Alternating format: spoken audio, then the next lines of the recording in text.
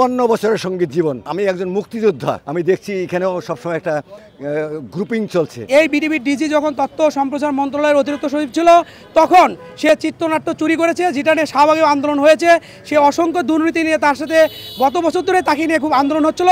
আমি নিজেও একজন ভুক্তভোগী। সামান্য একটা বেতন পায়, সেই বেতনটা মাসের প্রথম সপ্তাহে পায় না, 17 তারিখ 19 তারিখ পায়। তো সেটা নিয়ে একটা আবেদন করেছে। শিল্পীদেরকে দলীয়করণ করে এক পেশে করা হয়েছে। আন্দোলনটা ইস্যুটা হচ্ছে যে আমরা শিল্পীরা বাংলাদেশের যারা যেখানে আছি না কেন অনেক অবহেলিত, আমরা সম্মান পাই না, আমরা প্রোগ্রাম পাই না। আমাদের আজকে প্রোগ্রাম আগামীতে দিবে, আগামী প্রোগ্রাম তারপরে দিবে। ইতিমধ্যে অন্যরা তাদেরকে ঢুকিয়ে দিয়ে আমাদের প্রোগ্রাম থেকে আমাদের অধিকার থেকে বঞ্চিত করে। আমাদের অধিকার আছে, প্লিজ আমাদের অধিকার থেকে বঞ্চিত করবেন। এবং আমরা অধিকার আদায়ের জন্য আজকে নেমেছি। বাংলাদেশ টেলিভিশন নিয়ে যে আন্দোলনটা হচ্ছে, এটার আন্দোলনকারী প্রধান আমি। মে মাসের 1 তারিখ থেকে শুরু করি।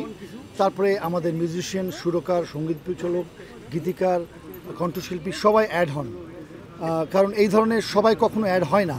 শিল্পীরা আলাদা প্রতিবাদ করে, মিউজিশিয়ানরা আলাদা।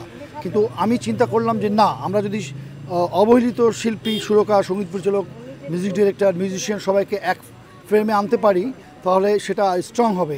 এবং আমার খুব ভালো লেগেছে যে ক্যামেরাম্যান যারা টেলিভিশনের কন্ট্যাক্ট বেজ কাজ করেন, ওনারা 6 মাস বেতন পান না। এবং একজন মিজান ভাই, ওনার সন্তান মারা গেছেন, উনি 6 মাস বেতন পান না। উনি কুরবানি ঈদে স্যারকে আবেদন করেছেন, ওনাদের 30 জনকে ব্ল্যাকলিস্টেড করেছে। কারণ ওনাদের অপরাধ হচ্ছে ওনারা 4 জন স্বাক্ষর করেছেন এবং কোরবানি ঈদের আগে ওনারা টাকা চেয়েছেন। সামান্য একটা বেতন পায়, সেই বেতনটা মাসের প্রথম সপ্তাহে পায় না, 17 তারিখ 19 তারিখ পায়। তো সেটা নিয়ে একটা আবেদন করেছে, তাকে ব্ল্যাকলিস্টেড করেছে। এবং তার রিসেন্টলি তার সন্তান মারা গেছে, সে পাগল প্রায়, এবং সে খুবই জলি মাইন্ডেড। এবং খুবই দুঃখজনক যে বাংলাদেশ টেলিভিশনে রুনা লায়লা, মানে আমি জানতাম না, গত মাসে জানলাম উনি তালিকাভুক্ত না। এটা মানে লজ্জার বিষয়। রুনা আপাকে 60 বছর পূর্তিতে আমি অনুরোধ করব, আমাদের যে প্রধান উপদেষ্টা এসেছেন আমাদের মাননীয় ডক্টর ইউনূস স্যার, ওনার হাত দিয়ে এবং আমাদের সংগঠনের হাত দিয়ে যেন রুনা আপাকে বিশেষ গ্রেড শিল্পী সার্টিফিকেট দেওয়া হয়। মানে নৈতিক যে দাবিগুলা, সেগুলো নিয়েই আজকে আমরা পথে বেরিয়েছি। স্বাধীনতার পর থেকে বাংলাদেশে যখন যেই সরকার এসেছে, শিল্পীদেরকে দলীয়করণ করে এক পেশে করা হয়েছে। কখনো মানে কেউ বলেছে যে আওয়ামী লীগপন্থী ওই শিল্পী, তার গান যাবে না, সে গান গাইতে পারবে না। শিল্পীদের তো কোনো আসলে রাজনৈতিক দল নেই। শিল্পীরা সারা বিশ্বের শিল্পীরা সবাই এক দল, তাদের কোনো রাজনৈতিক নির্দিষ্ট কোনো দল নাই। তার শিল্পী, এটাই তাদের সবচেয়ে বড় পরিচয়। আমার মনে হয় আগামীতে যে সরকারি আসুক, যে সরকারি ক্ষমতায় থাকুক, শিল্পীদেরকে শিল্পী বলে মূল্যায়ন করবে। শিল্পীদের কোনো রাজনৈতিক দলে ফেলে তাদেরকে এক পেশে করে কারো স্বার্থ হাসিল করা, এটা বন্ধ করতে হবে। এবং এটা শিল্পীদেরও উচিত যে আমরা কোনো দলীয়করণে না যাই, দলভিত্তিক না হয়ে আমরা আমাদের অধিকার, আমাদের দাবিগুলো আদায়ের পথে এক থাকি। তো আমি বাংলাদেশ টেলিভিশনের একজন নিয়মিত কণ্ঠশিল্পী। তো আমার বক্তব্য হচ্ছে এটাই যে বাংলাদেশে যেই অনিয়ম নৈরাজ্য চলছে সেটা তো আপনারা সবাই দেখছেন, এটা বলার কিছুই নাই। তো এখন আমাদের সাধারণ আমরা যারা শিল্পী, আপনারা জানেন যে আমরা টেলিভিশনে গান করতে গেলে, শিল্পকলায় গান করতে গেলে, রেডিওতে গান করতে গেলে কোনো ধরনের সুযোগ আমরা পাই না, আমরা এক ধরনের বঞ্চিত। এবং আমি আরেকটা বলতে চাই, যেটা অনেকেই বলে না, সেটা হচ্ছে যে আমরা শিল্পীরা যখন কোনো প্রোগ্রাম করতে যাই, প্রোগ্রাম করতে গেলে সামান্যতম আমাদের যেই শিল্পী ভাতা দেওয়া হয়, সেখান থেকেও বিভিন্ন প্রডিউসাররা, বিভিন্ন বড় বড় কর্মকর্তারা সেই টাকা বলে যে এটা আমাদেরকে দিতে হবে, তাহলে আমরা আপনাদেরকে নিব এবং প্রচার করব। এটা খুবই দুঃখজনক এবং এটা খুবই কষ্টকর একটা ব্যাপার শিল্পীদের জন্য। আমার দাবি থাকবে যে প্রতিটা শিল্পী যারা তালিকাভুক্ত আছি, তাদেরকে অবশ্যই মান্থলি একটা সম্মানী দেওয়া হবে, দেওয়া দরকার। কারণ আমাদের আর কোনো কাজ নেই, আমরা শুধু গান করি। বাংলাদেশে সেইভাবে যেই পরিস্থিতির মধ্যে দিয়ে আমরা প্রতিটা মুহূর্ত পার করি, তাতে কোনো অনুষ্ঠান করার কোনো সুযোগ নাই। শিল্পীরা যে অনুষ্ঠান করে বাঁচবে, তাদের সংসার চালাবে, এই ব্যাপারে সরকার থেকে কোনো ধরনের কোনো সহযোগিতা করা হয় না।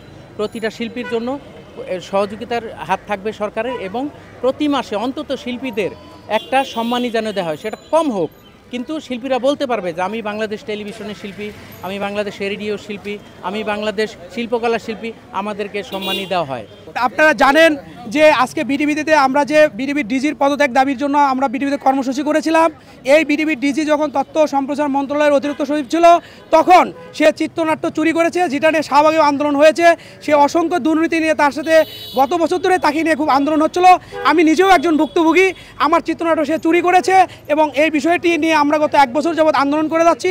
আমরা এই ডিজির পদত্যাগ চাই এবং বিটিভির ডিজির পদত্যাগের সাথে সাথে তার দুর্নীতির বিষয়গুলো এই সরকারকে, বৈষম্য বিরোধী আন্দোলনের নেতৃত্বে যে সরকার এসেছে অন্তর্বর্তীকালীন সরকার, তাদের কাছে আমরা দাবি জানাই যে এই বিটিভির ডিজি ডক্টর জাহাঙ্গীর আলমের অতি শীঘ্রই বরখাস্ত করতে হবে এবং তার বিচার করতে হবে। সারা বাংলাদেশে জানেন যে বৈষম্য বিরোধী একটা আন্দোলনের জোয়ার চলছে, এই জোয়ারে আমরাও রয়েছি। এই কারণেই আমরা ছাত্রদের সাথেও ছিলাম। এখন আমরা ব্যক্তিগতভাবে শিল্পীরা নেমেছি এই কারণেই যে আমরা জানেন যে আমাদের এখানে বৈষম্যতা কিন্তু কোনো রেসিজম বেষ্টিষ্টতা নয়, ধর্মে কোনো বৈষম্য নেই, আমাদের ধনী গরিবের কোনো বৈষম্য নেই। একটি বৈষম্য রয়েছে, সেটা হলো দলীয়করণ। বাংলাদেশ টিভি, আপনার শিল্পকলা বা শিশু একাডেমি যে প্রতিষ্ঠানগুলো রয়েছে সরকারি, সেগুলোতে যখন যেই গভর্নমেন্ট আসে সেই গভর্নমেন্টের দলগুলোই দখল করে রাখে, তারাই করে। এতে কি হয়, যারা মেধাবী ট্যালেন্টেড শিল্পী, মিউজিশিয়ান যারা রয়েছে, গীতিকার, সুরকার, প্রত্যেকটা শিল্পী এবং অভিনেতা, আবৃত্তিকার প্রত্যেকেই কিন্তু অবহেলিত হয়। এবং আমরা আশা করি যে বর্তমান গভর্নমেন্ট এই জিনিসটা দেখবেন যে আমাদের এই যে বৈষম্য, দলীয় বৈষম্য, এটা দূর হয়ে আমাদের যারা এই পর্যন্ত দুর্নীতি করেছে তাদের তদন্ত করে বিচার আয়তায় এনে আমাদের ট্যালেন্টেড যারা আছে তাদেরকে বসাতে হবে। আমরা যারা মিউজিক, আমরা শিল্পীদেরকে তৈরি করছি, অথচ আমাদের নাম এখানে নাই, আমরা কেন এখানে প্রোগ্রাম পাচ্ছি না? হ্যাঁ, যারা কোনো কিছুই করতে পারছে না তারা ব্যানারধারী হয়ে তারা নিজেদের সাজায়া তারা নিজেদেরকে সবার সামনে প্রকাশ করছে যে তারা কন্টিনিউ শিল্পী হিসেবে কাজ করছে, তারা শিল্পকলা চালাচ্ছে, এটা চালাচ্ছে, ওটা চালাচ্ছে, অথচ তারা দুনিয়ার দুর্নীতি করে বেড়াচ্ছে এবং হাজার হাজার কোটি টাকা তারা লুটতরাজ করছে এখানে। আমরা সবার সাথে সবাইকে নিয়ে এগিয়ে যেতে চাই এবং ছাত্র আন্দোলন আমাদের বাংলাদেশে যারা করেছে তাদের পাশেও আমরা দাঁড়িয়েছি এবং আশা করি তারাও যেন আমাদের শিল্পী অঙ্গনের থেকে আমাদেরকে উৎসাহ দেয় এবং আমাদের পাশে সর্বক্ষণ তারা আমাদের পাশে থাকে এবং তারা নয়, শুধু বাংলাদেশের প্রতিটা খেটে খাওয়া মানুষ সবাই শিল্পীদের পাশে থাকে, এই আহ্বান আমরা করছি। 54 বছরের সঙ্গীত জীবন, আমি একজন মুক্তিযোদ্ধা। তা আমি তো দীর্ঘ কিছুই দেখেছি। আমি দেখার পরে কি দেখলাম, আমি দেখছি এখানেও সবসময় একটা গ্রুপিং চলছে। এই গ্রুপিং দিয়ে তো সংস্কৃতি কখনো এগিয়ে যেতে পারে না। আমাদের সংস্কৃতিকে এগিয়ে নিতে চাই সুষ্ঠুভাবে, সুন্দরভাবে, এবং তার জন্য সহযোগিতা প্রয়োজন। আমাদের যেমন শিল্পীদের সহযোগিতা প্রয়োজন, সেখানে আমরা মনে করি রাষ্ট্রেরও সেখানে আমাদের সঙ্গে সহযোগিতা করা প্রয়োজন বলে মনে করি।